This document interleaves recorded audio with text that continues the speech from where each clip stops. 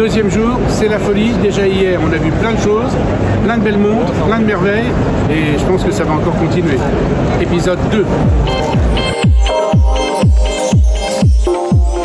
150 ans et encore un record du monde pour Piaget. Évidemment, l'interview avec Benjamin s'impose. Allons-y. Comment voulez-vous qu'on n'aille pas interviewer le CEO Benjamin de la montre, on va dire la montre de l'édition 2024 de Watch & Wonder, celle dont tout le monde parle, celle dont tout le monde évoque le nom, l'Altiplano, tourbillon, ultra plate, 2 mm d'épaisseur, record du monde. Un record du monde de finesse pour le roi de l'élégance. On est donc avec Benjamin qui va nous expliquer et qui va nous parler de cette montre. D'abord qu'on va prendre, elle est où? Où est la montre? Où est la montre? Où est la montre? Elle est là. Évidemment, elle est là dans la boîte. Tout le monde se l'arrache. Alors déjà, on a quand même réussi. Vous savez que vous avez failli la voir dans nos émissions parce que je l'avais pré-recruté en disant il faut absolument qu'il vienne travailler avec nous. Je suis parti. Et Benjamin nous l'a piqué. Regardez ça, la finesse devant et surtout magique. Évidemment, une ouverture, une fenêtre sur l'éternité. Merci de la commenter si bien parce que c'est une splendeur. Nous, ce qu'on veut, c'est une montre qui se porte, élégante. Et puis, on a cette jauge, ce golden number, comme on dit chez nous, de 2 mm. Le mouvement mécanique le plus fin du monde en 1957. La montre la plus belle du monde, encore une fois, en 2018, leur aiguille. Et puis là, on s'est dit, on reste sur 2 mm, mais qu'est-ce qu'on peut mettre comme innovation à l'intérieur?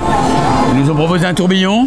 La complication reine. Et la complication reine, j'y crois pas, vous y rêverez pas. Et puis j'ai perdu mon pari, donc j'en suis très heureux aujourd'hui. Combien d'années de développement? Alors il y a eu 6 ans pour faire leur minute. Après on a repris une partie de la construction, donc, tout ce qu'on avait appris sur cette montre et on l'a fait en 2 ans, 2 ans et demi.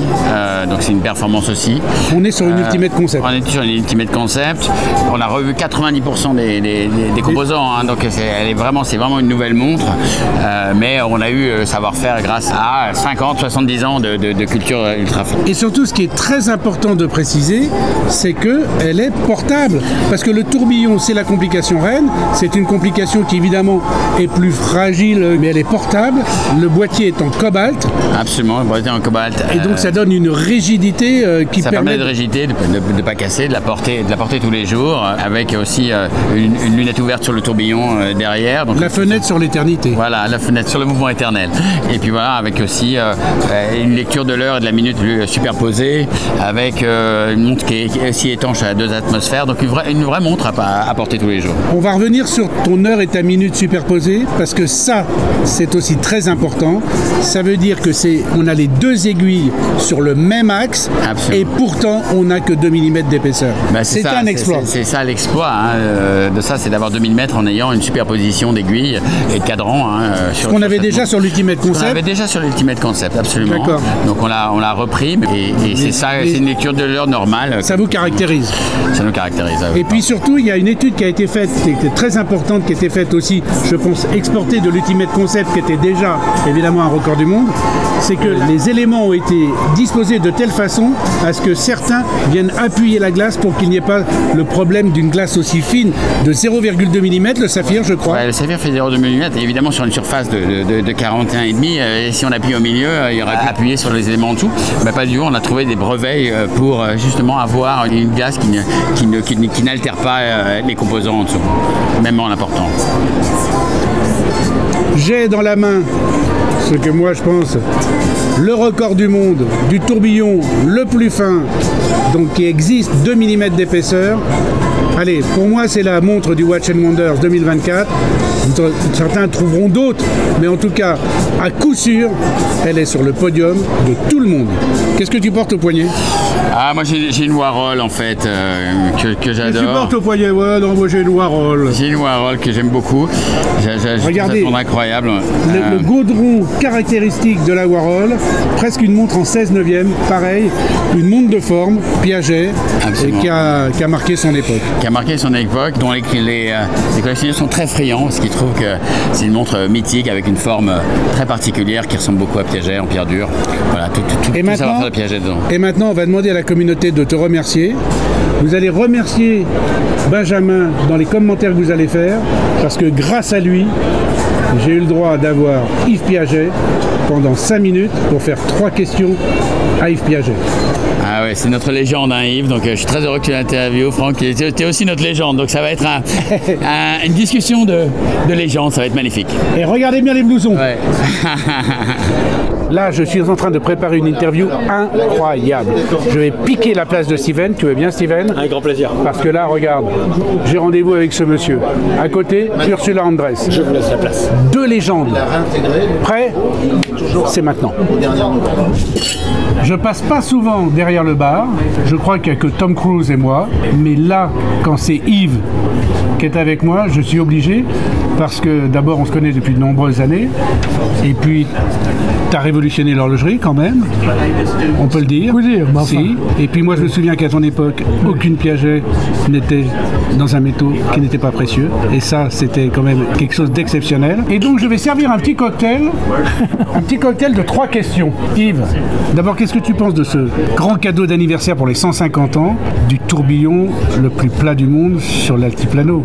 L'altiplano était déjà une prouesse et je dirais que lorsqu'on a pu apprendre, après les quelques années de recherche, car il ne faut pas oublier que pour ce tourbillon extra plat, ce tourbillon qui est fixé sur le mouvement de l'altiplano, il a fallu enfin à peu près faire entre 60 et 70 cages différentes avant d'arriver à la bonne. Il y a 70 essais de cages différents avant d'arriver à la bonne. Exactement. Donc, c'est expliquer une toute petite partie de cette prouesse, de cette performance qui est tout à fait exceptionnelle et puis qui couronne, je dirais, les 150 ans de la maison. Mais elle est très Piaget parce que c'est l'esprit Piaget. C'est la finesse, c'est l'élégance, c'est la rareté. C'est la rareté, c'est même le côté unique de cette montre et je dirais qu'en effet, elle ne mérite qu'une signature, c'est celle de Piaget. Est-ce que tu as une petite anecdote sur la création du calibre 9P de 57, donc, et qui faisait aussi 2 mm d'épaisseur? Quels étaient des écueils que vous auriez rencontrés, les équipes à ce moment-là? Bon, les équipes à ce moment-là, évidemment, elles étaient celles de mes prédécesseurs, et plus particulièrement mon oncle Valentin, qui a imaginé, et puis qui surtout a été le coordinateur de toute cette étude et de tout ce développement, car moi je ne suis entré dans la maison qu'en 1964, donc en 1957, alors que dans l'horlogerie on ne parlait que de montres baguettes, que de montres infiniment petites, où on ne pouvait à peine lire l'heure, et tout à coup Piaget de la Côte-aux-Fées a ouvert les cadrans. Imagine, a ouvert les cadrans en élargissant les cadrans et que ces cadrans enfin étaient lisibles. Mais plats. Lisibles, plats, et par conséquent, ce qui faisait évidemment, qui était un argument aussi pour Piaget, c'est que c'était aussi plus facile et innovant à habiller. L'habillage comptait beaucoup pour mes prédécesseurs, car pour Piaget, une montre a toujours été un bijou, et par conséquent, élargir ce cadran, faire de cette montre un bijou, eh bien, c'était réussi. Alors, j'ai fait mettre à côté de moi, on va dire, une icône d'un blouson, parce que c'est une photo très célèbre de toi avec Ursula Andress qui porte ce blouson-là en 83 à la Coupe du Monde de polo de Palm Beach. Quelle idée géniale! C'est presque toi qui as inventé l'ambassadeur de marque, l'ami de la maison, the friend of the brand. Eh bien, je dirais qu'en effet, à ce moment-là en tout cas, mes clients, mes connaissances devenaient des amis et que ces amis étaient nos ambassadeurs. Et Ursula, qui était une amie, et il est vrai que j'ai eu un plaisir incroyable, un honneur de l'accueillir à West Palm Beach pour la Coupe du Monde de polo et qu'elle portait ce blouson que nous avions fait spécialement à son intention. Ouais, c'est carrément génial, une idée géniale.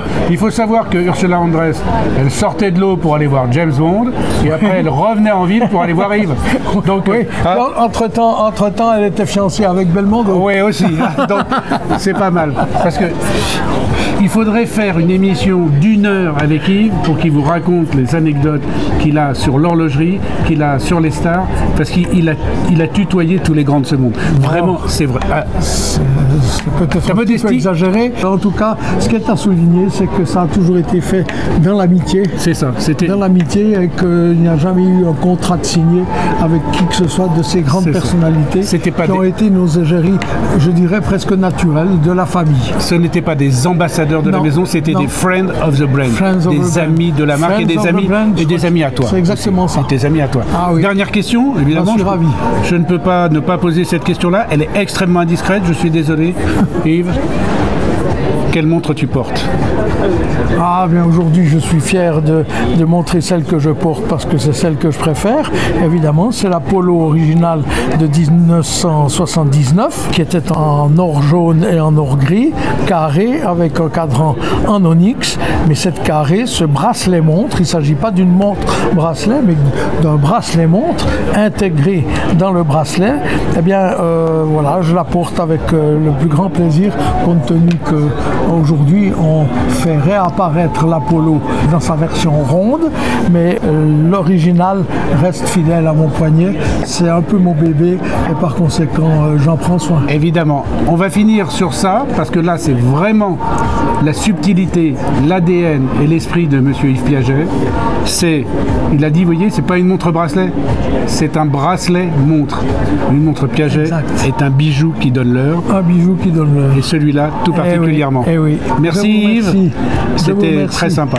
Et merci pour cette interview à l'occasion de ce 150e anniversaire au salon de Watches and Wonders à Genève. Restez connectés. Avec plaisir. Et on profite évidemment d'avoir Théo du Calibre, qu'on adore, avec qui on fait des émissions. Salut les toqués du Tic Tac. D'ailleurs, on va faire une émission chez Dubaï ensemble. Ouais, avec plaisir. Ouais, c'est dans les bacs, On l'attend, bientôt le tournage. Bientôt le tournage. Ouais. Et on est où? On est devant évidemment Piaget pour les 150 ans, qui sort la bombasse du salon, la pièce dont tout le monde parle. Donc, la fameuse tourbillon, record du monde, 2 mm d'épaisseur avec un boîtier en cobalt. Sublime, moi je l'ai pas encore vu, j'ai vu uniquement les photos, donc je vais pas trop me spoiler, mais la pièce 2 mm comme tu l'as dit, j'ai jamais vu. Je crois que c'est une mécanique forcément parce qu'il y a d'autres pièces là qui sont sorties, alors je sais plus sur quel stand avec la masse périphérique, le calibre manuel, et j'attends de voir ce que ça va donner quoi forcément. Tu vas voir, tu vas être impressionné. Qu'est-ce que tu as vu d'autre qui t'a plu? Alors je sors tout juste de chez Berthoud. Ferdinand Berthoud. Ferdinand Berthoud. Et ils ont sorti une nouvelle montre où tu peux choisir, il y a un configurateur en ligne. Je vous invite à aller voir parce que même de chez vous sur le site internet, on peut regarder donc soit entre boîtier rond ou boîtier octogonal. Et après on choisit la matière du boîtier avec or blanc, or jaune, or rose. Enfin je ne sais plus exactement quels sont les différents types de matériaux. Il y en a tellement, mais la pièce elle est incroyable. Les finitions sont démentielles et pour l'instant c'est pour moi la plus belle pièce que j'ai vue jusqu'à présent du salon. Bah oui, je crois que justement, sur cette Ferdinand Berthoud, et on le sait parce qu'on a fait l'interview de Carl-Frédéric Scheffele, 200 possibilités de configuration pour quand même des calibres qui sont très limités en exemplaires, 28 de mémoire. Qu'est-ce qu'on va dire? On va se rapprocher, on va dire au revoir les toqués du tic-tac tous les deux. Allez, au revoir les toqués du tic-tac.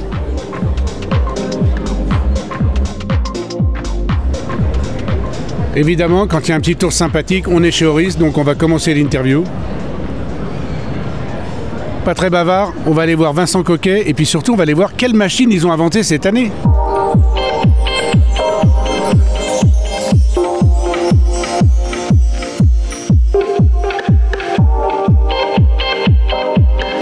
Et ben voilà, ils nous ont inventé les joies de la mécanique. Il y a des boules qui tournoient dans des tubes et ça fait tourner l'ourson emblématique d'Oris que vous avez vu évidemment à l'entrée puisqu'il était presque grand comme moi. Un autre ourson, mais qui est beaucoup plus grand que moi, c'est lui. Bonjour Franck. Un bel ourson. Ouais. On se connaît depuis tellement longtemps. C'est vrai. Je sais même pas pourquoi on fait une interview, on se connaît trop bien. Non mais c'est surtout que vous le savez tous que Oris est une marque que j'aime beaucoup, je le dis souvent. Et là, il y a quand même un renouveau, on va dire sur la gamme iconique, emblématique, sur l'Aquis.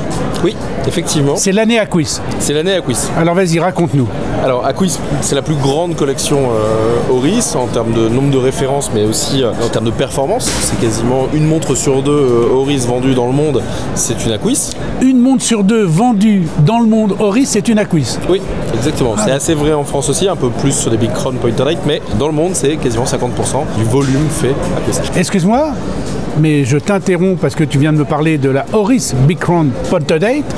Est-ce que vous avez répondu au sondage qu'on a fait sur YouTube pour une éventuelle possible, peut-être, collab Franck Sensé entre la 65 ou l'Oris Punter Date? Donc, si vous n'avez pas encore voté, j'espère que vous allez voter. Je t'ai interrompu, c'était la petite seconde publicité Franck Sensé avec Oris. Et maintenant, on retourne sur Aquis. Il n'y a qu'avec lui que je peux faire ça. Je reviens sur Aquis.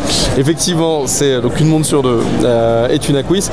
Donc il fallait, maintenant ça n'avait pas évolué réellement depuis 2007, hormis l'intégration du calibre 400 à la fin de 2020. Aujourd'hui, il fallait redessiner, redesigner, apporter une réponse contemporaine à la Aquis sans bousculer, sans chambouler les codes. C'est un vrai travail de designer qui a été fait donc sur les deux collections, enfin les deux gammes, on va dire. Calibre 400, Célita. Célita avec le petit rotor rouge signature de Oris, évidemment. Si c'est un rotor rouge, c'est une Oris, voilà. Exactement. Et calibre 400 également. Le calibre 400, on rappelle les calibres 400. Calibre 400, 5 jours de réserve de marge, garantie 10 ans, anti-magnétique. On a fait une émission spéciale sur le calibre 400. Je vous mets l'affiche, évidemment, pour vous y aller voir.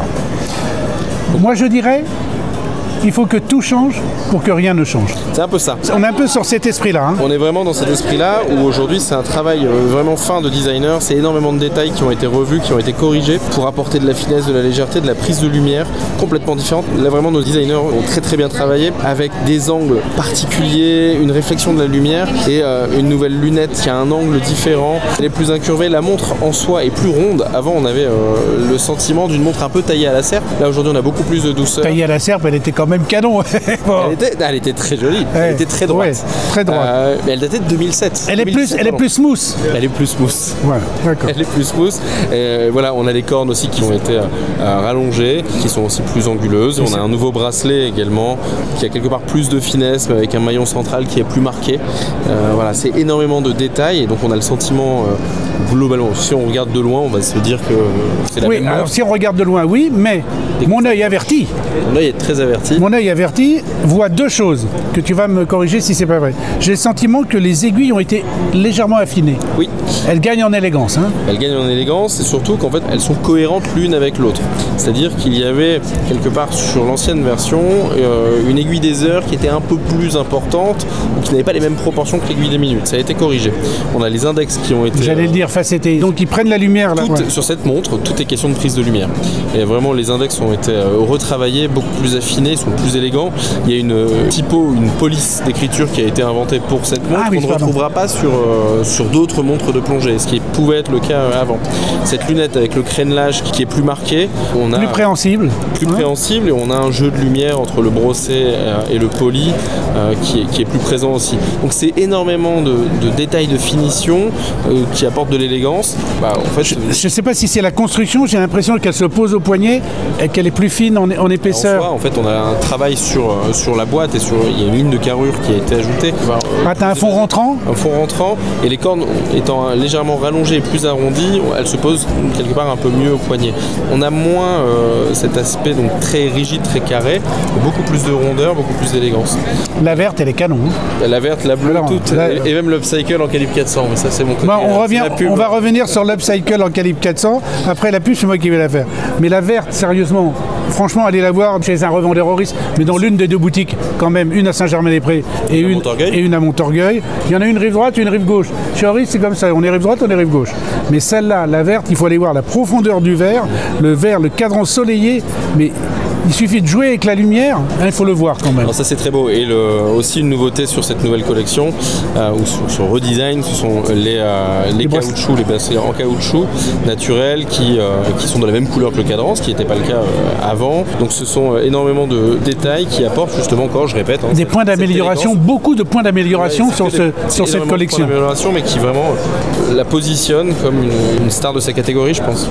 Évidemment, là il y a le cadran, le fameux cadran avec les des éléments recyclés. Oui. Chaque cadran est unique.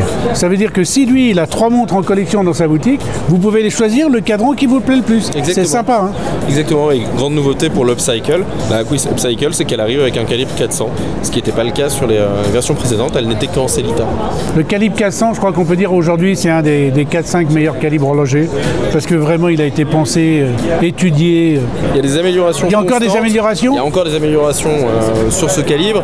Aujourd'hui, on arrive vraiment à une fiabilité. Tu nous dis qu'il y a un petit 400, pas quelque chose qui va arriver. Tu balances un petit truc à la communauté. Ça a déjà été le cas, Franck. Mais encore... Il pourra y avoir encore d'autres évolutions, mais au-delà des évolutions, c'est de la fiabilisation permanente de ce mouvement. Et depuis 3 ans, on ne lâche pas l'idée d'avoir un mouvement extrêmement fiable et performant. C'est quand même un mouvement où quand on le retourne et que le rotor est dans une position, on voit la tête d'un ourson, évidemment. C'est quand même un truc très sympa. C'est vraiment un petit clin d'œil. Ouais. Hein, c'est vraiment cool. Je ne vois pas Kermit. Il n'y a pas de Kermit. Il n'y a pas de Kermit. Mais par contre, tu pourras noter que le disque de date correspond aux couleurs du cadran, ce qui est le cas sur toutes nos montres. Encore une nouvelle amélioration. Une petite amélioration. Ça peut être un détail, mais pour nous, ça veut dire beaucoup. Le réglage fin. Le réglage fin sur la boucle, sur ce nouveau bracelet métal et caoutchouc sur le calibre 400, on va pouvoir régler au poignet en appuyant sur les 2 boutons pour un réglage de confort. Voilà, le réglage de confort, c'est très important parce que souvent l'été, par exemple, il fait chaud, on peut gonfler un peu, donc on peut régler, ou alors on boit un petit peu trop de rosé. Évidemment du Roland de Bie, parce que bonjour Jean Guyon, quand même pas oublier qu'on boit, c'est le rosé qu'on préfère. Et là, quand on boit un peu trop de rosé, à boire avec modération et beaucoup de glaçons. Ouais. Hein, mais ça, on peut gonfler un peu, donc ça c'est sympa. On va finir sur le réglage fin. Je vais te dire pourquoi. Parce que je vais m'adresser à 2-3 mecs qui ont fait des commentaires un peu, je dirais pas limite, mais quand on a présenté la Bulgarie record du monde, la plus fine du monde, qui est vraiment un exploit cette année, ils ont osé dire elle est plus fine que l'humour de Franck. Donc tu trouves ça un peu... hein? Je me prononce pas. Ouais, tu te prononces pas, tu dis exactement pareil. Parce que lui, il me le dit tout le temps aussi. Il me dit, ouais, c'est fin. Et bien là, voilà. Qu'est-ce qui est fin? C'est le réglage fin chez Oris. Qu'est-ce qu'on peut dire en conclusion? C'est fin. C'est fin, voilà. Qu'est-ce que tu portes, tiens, d'ailleurs? Bah, je porte une Father Time. Ah, bah, la Father Time. On va dire bonjour à Kevin Peterson. Kevin Peterson, ouais, qui est vraiment l'emblème, l'icône du cricket. Et cette montre-là, on ne va pas en dire plus, parce que je l'ai tellement aimé. On a fait une vidéo, donc on vous met l'affiche. Et surtout, n'oubliez pas, Oris, on aime, Oris, on adore. Oris, peut-être une surprise dans l'année ou les années qui viennent. N'oubliez pas de répondre au sondage. Et là, ça va être amusant de voir ce qui se passe. Hein? Vincent? Merci Franck. Si vous allez en boutique, vous avez 9 chances sur 10 de le voir, il y est très souvent, il vous accueille. Le seul problème, ne prenez pas de rendez-vous après. Parce que quand il commence à vous parler d'Oris, il n'arrête pas. Bon allez, on va changer de manufacture. On passe de chez Oris. On ne sait pas où on va parce que je ne connais même pas mon agenda. Allez, on y va. Merci Franck. Alors voilà, évidemment, je suis avec les 2 personnes avec qui j'avais fait une émission mémorable chez Mayer.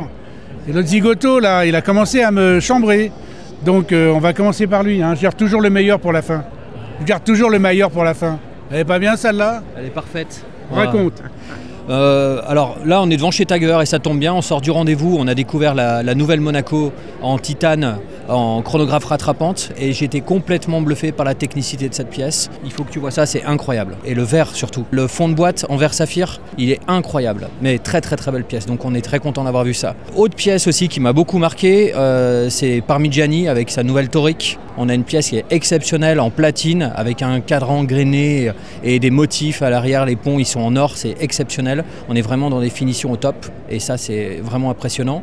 Et puis aussi Gégère Lecoultre qui revient très très fort sur tout ce qui est technique avec les duomètres et avec l'héliotourbillon qui est à tomber par terre. Donc encore un grand cru ce salon 2024. Magnifique. Bon et maintenant je pense qu'on va passer un petit peu du côté de Genève. Je vois mal comment Arthur, tu vas pas pouvoir me parler des nouveautés Rolex. Ouais, on a eu la chance de découvrir dès mardi matin, tout de suite à l'ouverture, les magnifiques collections de la maison Rolex et notamment tous les cosmographes Daytona qui arrivent avec des lunettes Certi, avec des cornes également Certi. Enfin, il y a un travail de joaillerie qui est très très impressionnant et qui mérite d'être découvert. Chez Tudor, gros coup de cœur pour la petite Black Bay GMT en 39 mm avec un look, un aspect vintage. On a l'impression que voilà, ça a toujours existé. Et tu as vu l'angle qu'il y a sur la lunette, le choix des couleurs pour les inscriptions sur la lunette, ça donne un petit côté un peu vintage, presque vieilli alors que tout est neuf. Tout est neuf et comme ça aurait été dans le passé si elle avait existé. Très belle création chez Tudor. Bonjour Ander. Allez, encore une petite. Et alors pour terminer, je parlerai de Cartier qui revient avec des pièces canon. Je pense au chrono tortue, mécanique manuelle. Alors, elle est limitée malheureusement. Chrono monopoussoir. Chrono monopoussoir avec un énorme travail. Ils sont pointus. Ils méritent d'être reconnus comme des horlogers qu'ils sont. N'oubliez pas, à Lyon, ça se passe chez Mayer et ça se passe nulle part ailleurs. Et bonjour Jean-Louis, soigne-toi bien, s'il n'est pas avec nous là en train de faire le micro-trottoir, c'est parce qu'il est grippé, le Jean-Louis. Et voilà, donc soigne-toi bien et à tout à l'heure. Merci Franck. On me pose souvent la question, quelles sont les marques qui sont au top au Watch & Wonders? En tout cas là, c'est sûr, il y en a une qui est au Zénith. Alors, je ne vais pas le bisuter puisque je l'ai fait à Miami. Mais c'est quand même le nouveau CEO de Zénith, Benoît Declercq. Un nom que je connais bien. Oui, hein, j'espère. Le fils caché de ma mère. Alors tu vas nous présenter un nouveau chrono qui arrive dans la ligne Défi Skyline. Absolument, donc voilà, donc on a des superbes modèles cette année qu'on lance pour le Watch & Wonders.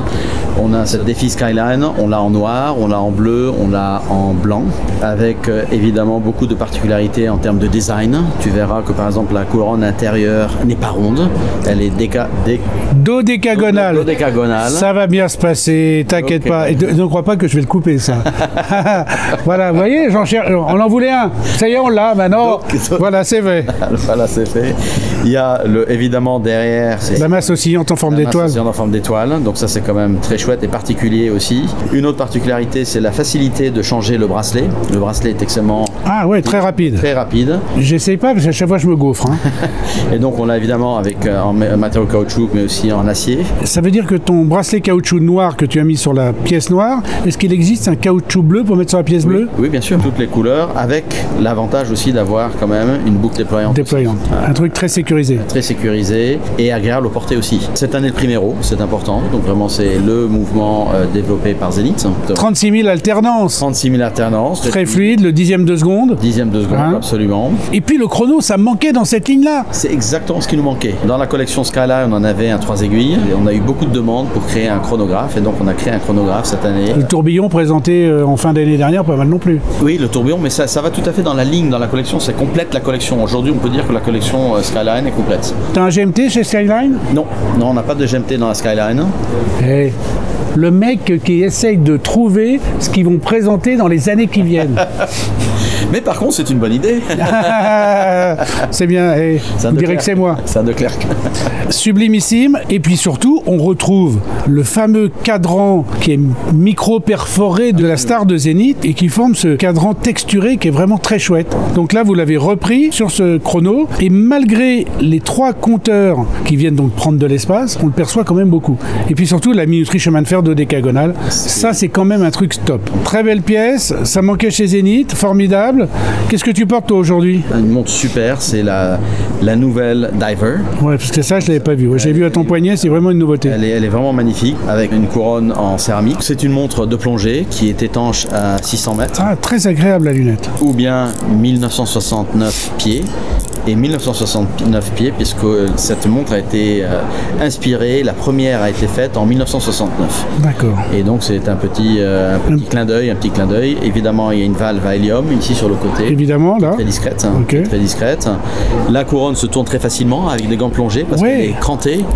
Et donc, elle est crantée et la préhension est très facile. Elle est très agréable. Hein.